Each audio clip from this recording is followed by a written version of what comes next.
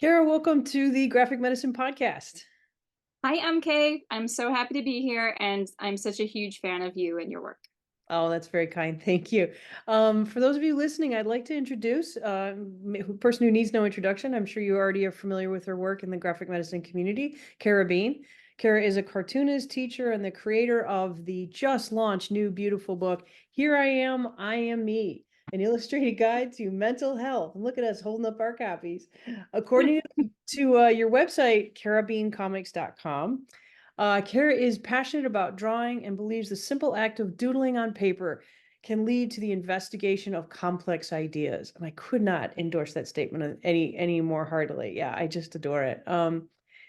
So first of all, congratulations on the launch of the book. It's just fabulous. I am already an enormous fan.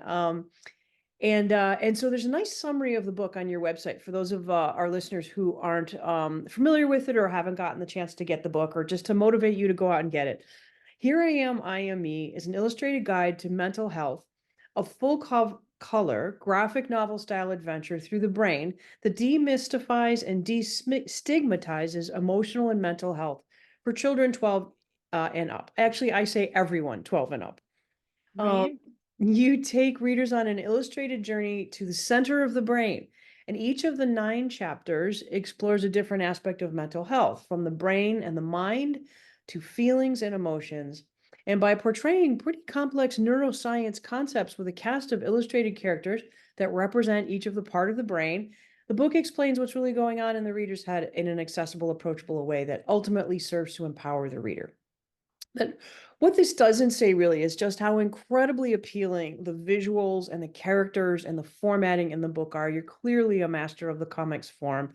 So engagement with this really quite complex material is very enjoyable. So finally, after all that, on to my first question.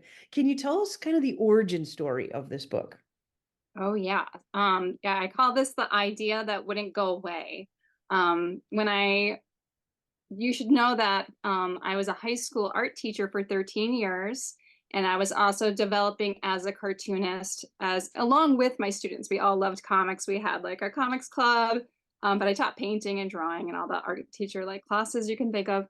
And I started to realize that the thing that I needed the most training in wasn't for professional development, wasn't like more art or like more lessons.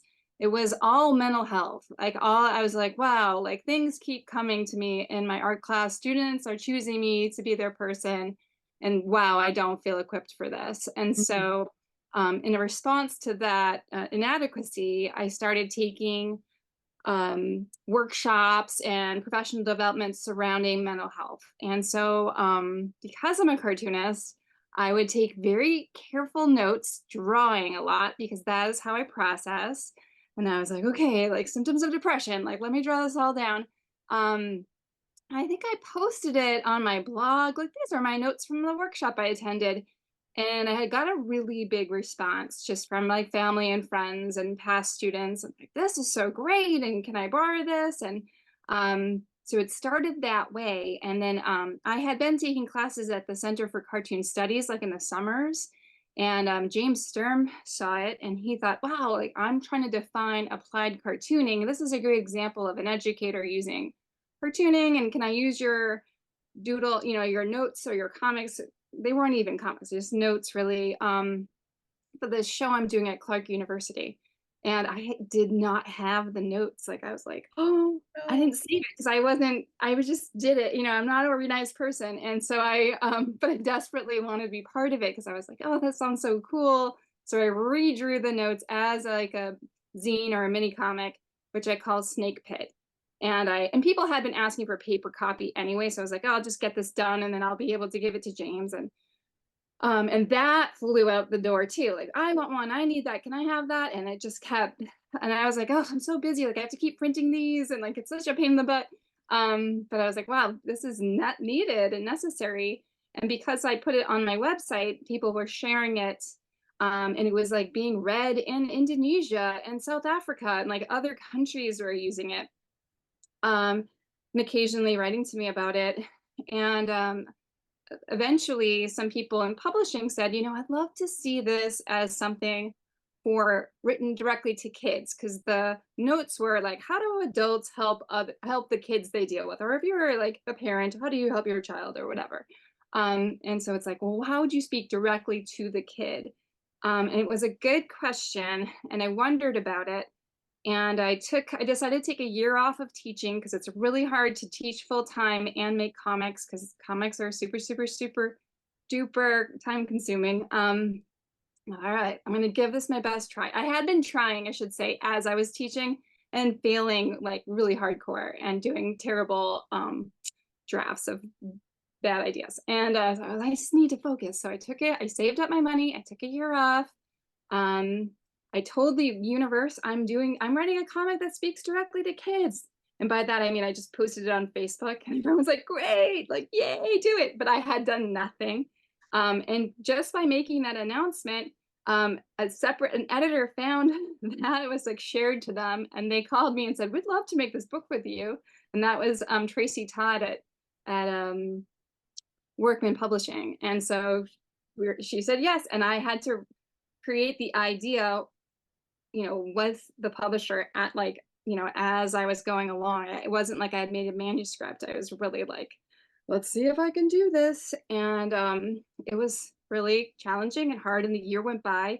I got to the end of the year. My school said, will you come back? And I was like, I just got started on kind of understanding how this book could work. And I didn't go back to my job, which was terrifying for me. And I just kept working on the book, and it took me almost 6 years now to finish it. So it was, yeah, quite a journey. And then the pandemic happened. A lot of things happened. Yeah, well, it definitely shows. I mean, I'll get into it, but one of the things that I just adore about is how complex the depth. Actually, maybe I'll skip right to that question, which is that there's just so much information. And so just looking at the chapter headings, I just want to, again, for our readers who might not have a copy of the book yet, but they should run out and buy it. There's a chapter that's about stigma, one that really just deconstructs the brain and talks about the roles of each of the kind of parts of the brain, and then talks about what is the mind, then fear, coping, substance use and addiction, depression, suicide and crisis prevention, and getting help. And then, of course, a big glossary of resources. So, I mean, each of those things is incredibly complex and could be a book of its own. How did you, so it makes sense that you took 6 years to do this project, because you clearly did such a great job. How did you approach such an ambitious project and not end up feeling really overwhelmed? And perhaps I'm projecting there, because I get very overwhelmed when I get a huge project. Yes. Yeah, you're right. I got super duper overwhelmed many, many times. I panicked that I had signed up for something I couldn't do and was not intelligent enough to do. I was like, wait, someone's smarter. This shouldn't be me. This should be someone's like PhD assignment or whatever. So yeah, I was really terrified. And I think what helps me is I am still a lot like a kid. I'm very childlike and creative and playful. I can hang out with children very easily. That's why I love teaching. But I do love science and learning things. I just have to go really slowly on my terms. Like classes don't always work out for me because I can't crush it to take a test or whatever. Like for me, it's like, let me just like unpack this. And a lot of it really is through doodling and drawing, especially with like anatomy. Or basically like I'm trying to make everything puppets that talk to me, and then I understand it. And one cartoonist said, oh, I wish we could just have puppets that teach us about our taxes, like just make it There you go. entertaining. The comic guide to doing your taxes. I love it. Like, and that's how I have to understand things, which makes me maybe surprisingly qualified to be a science communicator for children. Like I'm not an academic, I'm not an expert. I'm just someone that's like, okay, I think I can figure this out, and then I can explain it to someone else. And I can try to make it really engaging. But yeah, I mean, I would have to read and reread things. I would find contradicting information and have to keep wrestling, be like, oh, I don't know if I can really say this. And then I was vetted by many experts, which was really the only way I could have made this book. So it's kind of like they let the wild creative person begin, and then they would like help me edit and figure it out. So I had so many, I had like an addiction expert help me, and a therapist help me, and I had neuroscientists help me and read everything. But they let me create the crazy world and the actions and the metaphors, and that part I feel like came from my childlike heart, you know. Um, That's so wonderful. yeah. That's wonderful. Yeah. And so you led me to my next question, which is the sense of place, because I think that's something that's hard to do without overdoing. And you do a beautiful job of creating place. And one of the things that I'm a real nerd for, what I call body maps, or just mapping in comics. And because comics and maps just, I think, really work well together. And you have this wonderful map at the frontispiece, which is the parts of the brain. But then you also have, for every chapter, and this may be your educator coming out, you have this question map of like, what are the questions I should be thinking about that will then sort of guide me as I go through this chapter? Can you say about something about that and how you? Yeah, I think this is an interesting thing about books and comics is that I found as I was making it that the book started to have rules and constraints that it gave me. And I would find them like a little piece of gold at a time. So I don't know at what point, but I was maybe a few chapters in when I think it was the mind chapter, and I created a map for the minds. And my partner saw it, and he said, "Oh, like I love the maps. Like you should do maps for all the chapters." And I was like, "Yes, I should." And so that became a thing. Like I will have maps. Because who doesn't love to look at a map? And I love to draw a map. And then for me, it's like, let's map out the questions, you know, there's a lot of like overlap. So that's where that came from. And then that led to, well, each topic has to be sort of in a different location. So like the mind is a river that we're tubing through. Fear and your anxiety and stress is a forest where there could be monsters, and it could be nighttime and it could be scary. Um, Coping is a garden where your brain is always growing and learning and understanding. And substance use and addiction is an amusement park because dopamine and, you know, stimulus. And then like my depression chapters, my suicide chapters, kind of like a moonscape desert with not a lot of um, living things. And then my getting help chapter is bridges, just kind of a nice place where you cross a bridge and you step over something and you get to the next place. So it was fun to, once I had my metaphors, my imagination could play more and come up with more and more metaphors to go inside of the big one. That's wonderful. And then you also have this other recurring motif in the book that I really love, bean memories. Talk to us about those. Yeah, and I knew for myself as because I like to read self-help books, and I like to read you know, memoirs and stories. And so I knew that as a kid I hate adults that are like, "Hey, don't smoke marijuana because you're 12, but then I'm going to go do it and it's fine." It's like, what, you know, that's not fair. I want to know like what happened to you? What's your life? Why should I even trust you? And as the bean in the story who's your friend talking to you, you need to get to know me. So I thought, okay, and I love to write about my family and my friends, and anyway, it's something I had been doing, so it wasn't outside of my comfort zone. And so they're called the pink pages, and they're, you know, dedicated to the hippocampus, part of your brain that's there for memory. And I would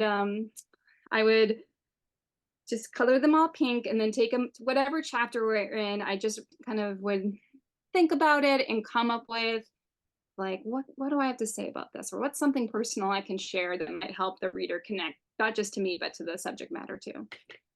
So, and so far, the kids that have read the book say they really like the pink pages, which I'm happy about. Yeah, that's wonderful. And like, because it becomes this combination, like I'm teaching about kind of the different ways comics are really useful. And this book is really brings together a lot of those different ways. So like memoir, right? Or as an educational intervention, or as kind of reflective work. And like you say, drawing through, knowing through drawing, right? All of Mhm. those things really come together in this book, so it make them just a wonderful example of graphic medicine. So you also, and something I just absolutely love, and I will be excerpting in my classes, that you start the book with a wonderful articulation of how comics and mental health work well together. That's on page Mhm. 4. Can you say more about that? And why did you feel like it was important to sort of launch from that point? Yeah, I kind of feel like, um, well, I would like to shout out Ellen Forney because Ellen Forney did Marbles and what's the other book? The more recent one, which is amazing. Uh, Um, Rocksteady. Rocksteady, thank you. And I remember listening to interviews with Ellen and Ellen talking about like comics and mental health go well together. And at that point, I had just done Snake Pit, and I was like, yeah, they do really go well together. Like whatever I'm doing, people are digging it, and why? So that I mean, when I get that little question in my mind, I'm always listening for research or other artists talking about it, and it kept coming up, and it's and since I've made my own little list, other cartoonists are like, here's another reason and here's another reason. Like there's so many great reasons why comics are kind of uniquely beneficial for mental health topics, but just like some off the top of my head are like thought bubbles, like you can see thoughts, that's pretty cool, or narration is still a thought bubble, and you can read it slowly. And I know a lot of people during the pandemic, when anxiety levels were really high, I heard people saying, I can't read. I used to be a reader. I cannot sit down with a book anymore. Like it's so just too dense. I can't handle it. I never liked comics. All of a sudden, I started liking comics because it's just one sentence at a time and a picture, and another sentence at a time and a picture. And there's something you can go slowly, you can stay on one page for a long time and like reread, where even an animation, those can be enlightening and activating and metaphors and all the beautiful things that we like, but they're fast, and like, wait, slow down, like what did they just say? And even when I was doing like research for this book, I would like rewind, pause, like what was that part? Can you say that again? And in a comic, you can just naturally do that. And then it's just like naturally intimate too. Like you can be curled up on your couch with your dog and a cup of tea and like just be snuggled and like read a book. There's something really gentle and lovely about that. So that's my hope for. I know I've experienced it with like other cartoonists' work. I think the first time I read John Porcellino's work, I was like, "Whoa! Like I can't believe this. He's talking about his mental health and so openly. It's so beautiful." Um, and a gajillion other artists since then, but yeah, I think there's it's something to behold, and I think it's only going to continue to be a big venue for our expressing our inner worlds and our connections to each other. Yeah. Yes, absolutely. Yeah. So I have 2 questions left. One is, how did making this book impact you? Oh my gosh. Yeah, I totally feel like I live on a different planet from the person that started making the book. Very, very impactful. I've had to be really brave and conquer a lot of fear. I've been super uh not a risk taker most of my life. I just was like a school teacher and I did my thing and I'm a good girl and I do what I do. And this was a lot of leaps and not understanding if it was going to work out, and um, there were times where it looked like it was not going to happen, and then it was happening, and then the pandemic happened, and then I kind of saw everyone crumbling around me and issues happening everywhere, and yeah, like I felt that I had to kind of believe myself and what I was drawing in the book to be able to be calm enough to finish the book, and it did work out, and I'm here, I'm lived to tell the tale, but I do feel like it gave me strength and maybe a bit more courage, and even just taking this book out into the world.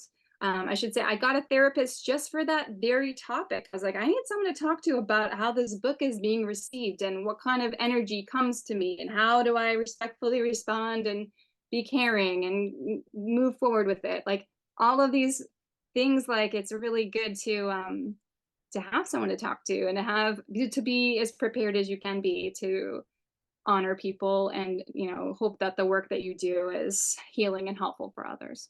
I love that idea. I mean, I certainly have talked with creators who have had a therapist while they were working on a difficult project, but I love the idea of having someone to talk to while it kind of goes out into the world and to process that experience. That's really wonderful. I love that.